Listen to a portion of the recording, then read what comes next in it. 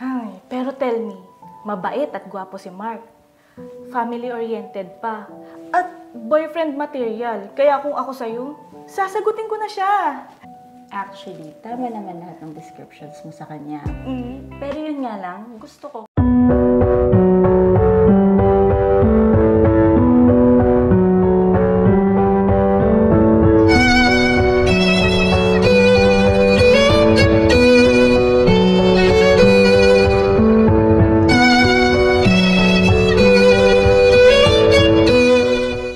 Hi, babe.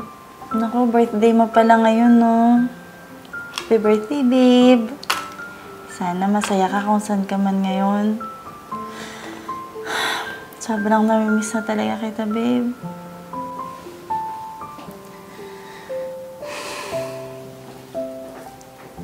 Ang aga, hawak mo na naman yan. Alam kong masakit pa rin sa'yo yung pagkawala ni JR. Pero 5 years na yun nakakalipas. And for sure, nalulungkot din siya na nakikita kang ganyan. Malungkot. Bigla ko lang kasi naalala, Golda. Birthday niya kasi ngayon. Alam mo ba, dati, pag nag-birthday siya, lagi ako may pa-surprise sa kanya. Kahit nasabihin niya, huwag na ako mag-abala, ginagawa ko pa rin. Nakakamiss lang, Golda. Alam mo, hindi ko naman sinasabi na kalimutan mo si JR. Pero, para makapag-move forward ka na rin sa life mo, may papakilala ako sa iyong lalaki. Alam mo, mabait siya, tsaka matagal na namin siyang family friend. Si Mark, alam mo nga, matagal na rin siyang single and looking for a lifetime partner. Baka ikaw na yung hinahanap niyang soulmate, girl! Alam mo, ikaw, Golda, di ka na natigil sa kakareto sa akin sa mga lalaking yan. Eh, kusa namang darating yan. Hindi naman ako nagmamadali. Hay nako, mag-set ako ng date nyo ni Mark ha, at doon mo malalaman na tama yung sinasabi ko. Watch and learn, girl! Magtrabaho na nga lang tayo. Ang aga-aga, puro ka chismis. Basta ha, nagsabi na ako kay Mark, wag mo siyang i-Indianin sa date nyo. Kakakilig ka, girl. Ayun bang gagawin natin today? Totoo nga pala talaga yung sinasabi ni Golda. Hindi ka lang maganda, mukhang mabait pa. Anyway, salamat nga pala dahil pinaunlakan mo yung invitation ko na makipagkita. Wala yun. Saka, tama naman si Golda. Wala namang masama makipag-date ako sa'yo, diba?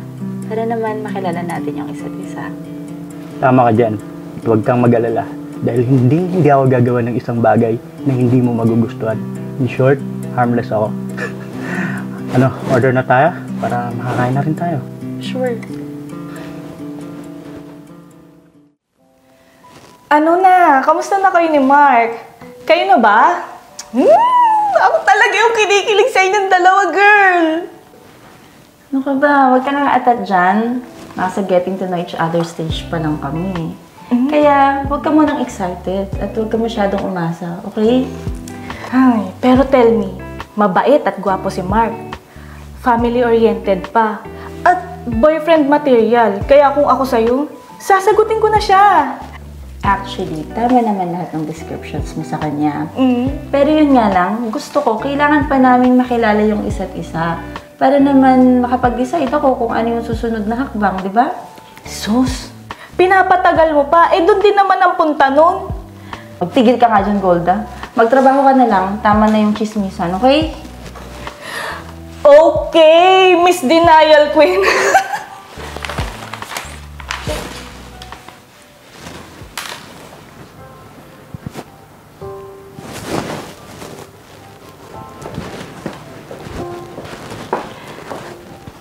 Naku, pasensya ka na.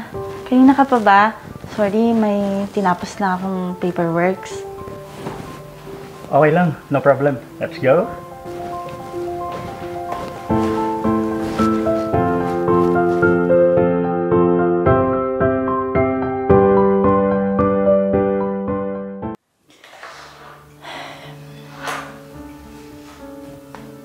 JR, lagi mong tatandaan na nasa puso kita parati.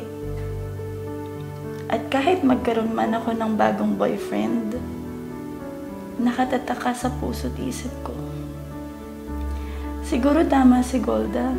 Panahon na rin para maging masaya ako sa piling ng taong magmamahal sa akin. Tulad ng pagmamahal na binigay mo sa akin noon. Maraming salamat, JR, kasi naging pataka ng buhay ko.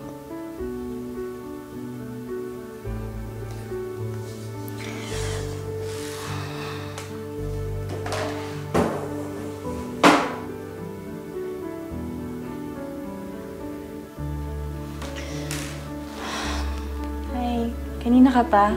Pasensya ka na, as usual. May tinapos lang ulit sa office. Okay lang yun. Ilang buwan nga ako naghintay na sagutin mo ako, di ba? So, kaya kong ulit maghintay sa'yo kahit gaano pa katagal yan. Kasi, sobrang mahal na mahal kita, babe. Mahal na mahal din kita. Maraming salamat, Mark, kasi hindi ka napagod na maghintay sa akin. Pero tandaan mo, masaya ako na dumating ka sa buhay ko. Ako din. Dahil nakita ko na yung babaeng iharap ko sa damba na balang araw. I love you, babe. Halika na. Baka maliit pa tayo sa reservation sa restaurant. Let's go.